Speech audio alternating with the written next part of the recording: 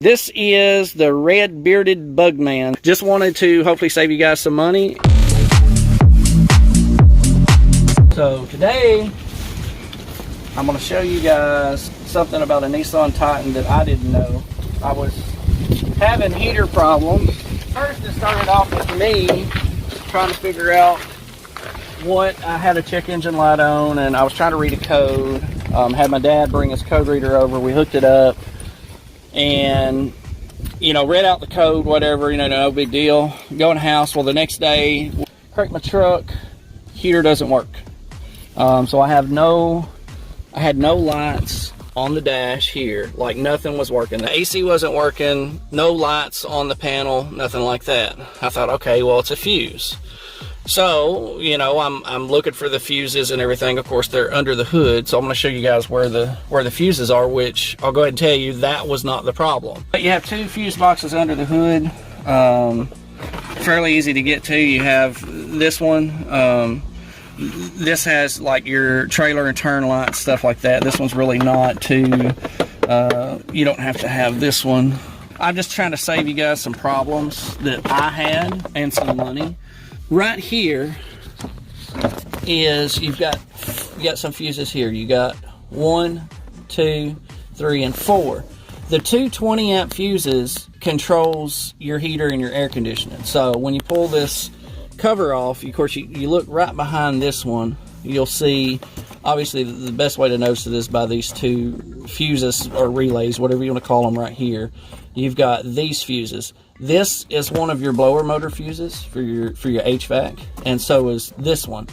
So you want to check those first, pull them out and check them. If they're good and you still have no power or anything going, let me put this lid back on. You still have no power or anything like that. I was really confused. We even brought out test lights, we brought out ohm meters, and we were ohming everything. This is the blower motor resistor, which is where this white thing right here plugs into. I replaced the blower motor resistor, thinking, okay, maybe it's the resistor somehow controls power to here. It didn't. So, long story short, there's the old one I bought, still in the truck. It works fine. I just left the new one in it. I thought, well, why not? I'll have the spare one in case it ever goes out. I still had no power there, no heat, no air conditioning.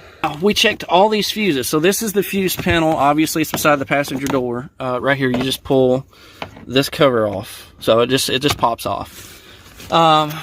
Checked every one of these fuses. All of them, all the way down, nothing. All of the fuses were good, but for some reason when we had no power going to this blower motor resistor, which was strange. We weren't getting power all the way down here, but the fuses were good under the hood and in the truck. Well, here's the other part. I bought this. I pulled this panel off. So it just pops off right here. I popped the panel off. I thought, okay, maybe there's a fuse or something behind here. Well, there's not. No fuses, no nothing like that behind there. It's got plug-ins that plugs into them. I thought, you know what? This piece is bad. The control knobs and everything's bad. Got on eBay, ordered basically a used one. I got a pretty good deal. I think it was like 70 bucks. Altogether, I ended up spending like $150, $200 between that. The blower motor resistor. We knew the blower motor was good because I actually pulled it out and we tested it, hooked it to the battery, and it was fine. But I bought this, and it got here. I was so excited because it had been cold. I unhooked this. I put the new one in. Nothing. Still had nothing. So I was trying to figure out what was going on, and it turns out what I figured out was there is a fuse that you can't see. It is right here. This white square thing right here is called an extended storage fuse. You can't even hardly tell there's a fuse in there. The only way you can tell is if you look right back in there, you'll see just a little bit of, you can't even really tell it's a fuse. You just see a little bit of whatever.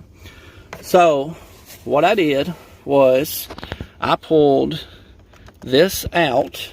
It does come out. It's kind of hard. Pull it out, and now there's a fuse in there. So as I had got it out, I looked, and I could tell that it was broke. It was busted. That fuse was bad. I was like, oh my gosh. And I didn't know what an extended storage fuse was or what it controlled. The other part of the story is too, that not only did the heater not work, but neither did my OBD2 reader, the car reader that you're supposed to hook up. We had just hooked it up the night before.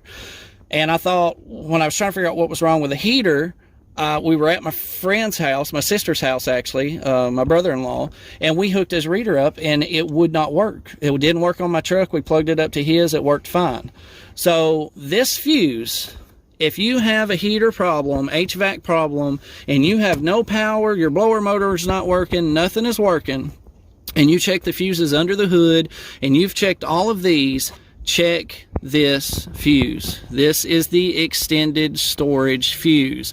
I believe it's a 10 amp fuse. This does come out. I'm not going to pull it all the way out. It does. You can pull this whole thing out. You replace the fuse that's in there.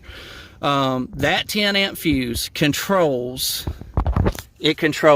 all the power to that right there. And it controls your OBD2, which this is the driver's side. It controls that reader right there, that OBD2 reader.